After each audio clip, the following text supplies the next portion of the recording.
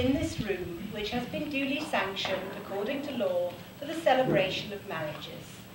If anyone present knows of any just cause or lawful impediment as to why this marriage should not take place, they should declare it now.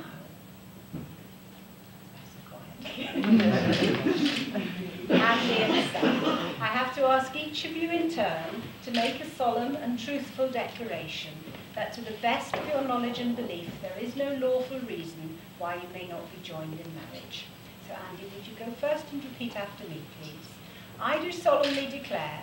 I do solemnly declare. That I know not. That I know not. Of any lawful impediment. Of any lawful impediment. Why I, Andrew Michael Colvin. Why I, Andrew Michael Colvin. May not be joined in matrimony. May not be joined in matrimony. To Samantha Jane Hunt. To Samantha Jane Hunt. That's lovely. Nice, Sam. I do solemnly declare.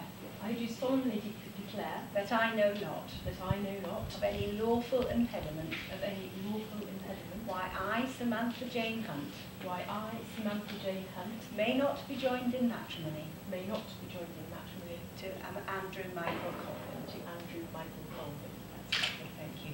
Now, before we go any further, we're going to have a reading, and John is going to read an extract from The Velveteen Rabbit by Marjorie Williams. So would the two of you like to have a seat? John, if you'd like to come to the front.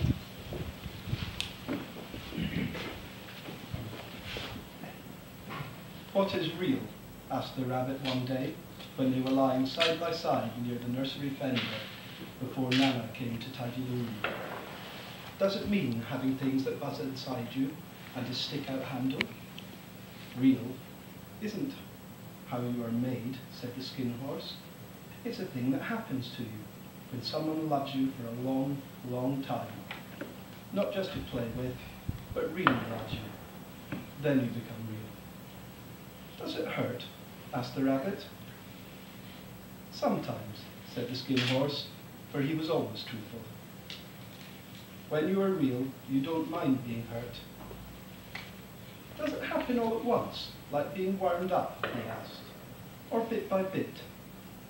It doesn't happen all at once, said the skin horse. You become. It takes a long time. That's why it doesn't happen often to people who break easily, or have sharp edges, or have to be carefully kept. Generally, by the time you are real, you get loose in your joints and very shabby. But these things don't matter at all, because once you are real, you can't be ugly, except to people who don't understand. I suppose you are real, said the rabbit. And then he wished he had not said it, for the skin horse only smiled. Someone made me real, he said. That was a great many years ago. But once you are real, you can't become unreal again. It lasts for always. Thank you. Okay, would you like to stand? Before you are joined in matrimony, I have to remind you of the solemn and binding character of the ceremony of marriage, and of the nature of the promises you are about to make to each other. Marriage, according to the law of this country, is the union of one man with one woman, voluntarily entered into for life, to the exclusion of all others. Further, it is a solemn union to provide the love and friendship, help and comfort that each should have for the other, both in times of joy and in times of trouble. It is not to be entered into lightly, nor is it likely to be set aside. Marriage is not only a legal contract between two people, but it marks the start of an important phase in your lives together. It offers opportunities for sharing that no other relationship can offer, and it means understanding and forgiving the mistakes that life is unable to avoid. Marriage requires devotion, the ability to listen, and sometimes to say sorry, but most of all, it requires unquestioning love. Now at this point, I'd like the two of you to turn and face one another and join hands. And I ask you to do this because it's an ancient custom in which a verbal contract is made before witnesses, and the vows you're about to make, you'll make to one another. And at this point, could I ask our two witnesses, that's Anna and Simon, to join us at the table, please. Okay, so that you can hear them say their vows. Okay, and Andy, I'll ask you to go first again, and would you repeat after me?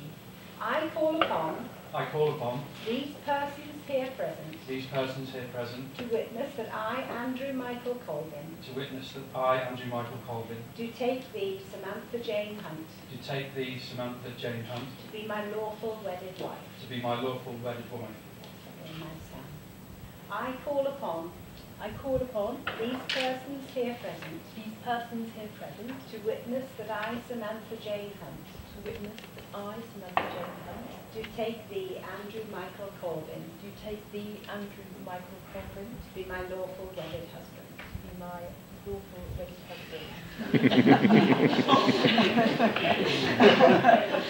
Now, Simon, if you could like to stay, because I think you have a ring, if you'd like to have a seat for now, and could Christopher also join us? We come to the exchange of rings, and would someone like to give Andy the ring which he's giving to Sam? Okay. Now, Andy, would you like to place that on Sam's finger? Give a twist, it will fit.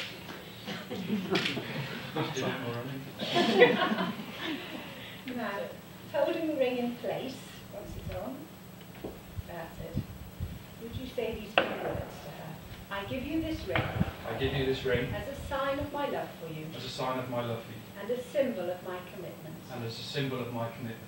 Throughout our lives together, I will be a true companion and friend. And I will love and trust you always.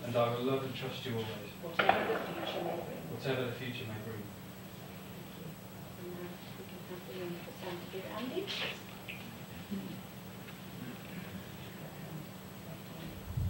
So again, would you like to place that on his finger?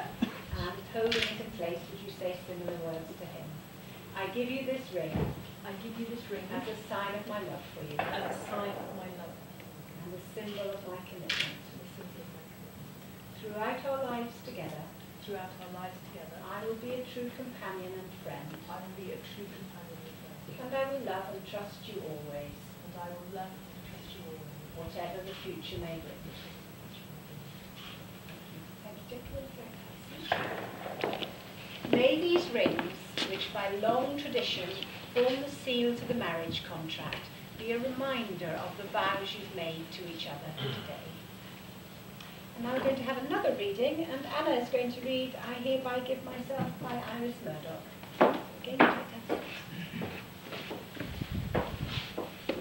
I hereby give myself. I love you. You're the only being whom I can love absolutely with my complete self, with all my flesh and mind and heart. You are my mate, my perfect partner, and I am yours. You must feel this now, as I do. It was a marvel that we ever met. It is some kind of divine luck that we're together now.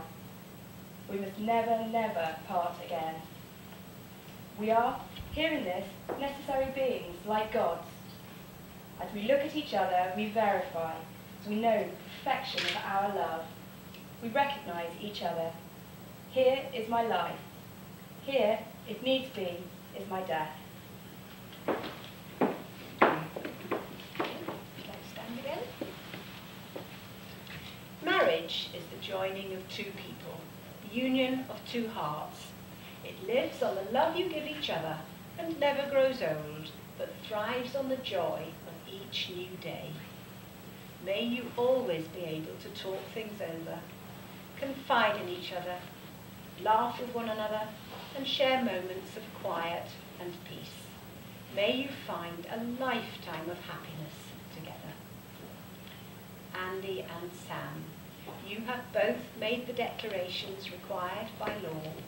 You've made a solemn and binding contract with each other in the presence of your witnesses, your families, your friends. It's my very great pleasure to tell you that you are now husband and wife. Would you like to give them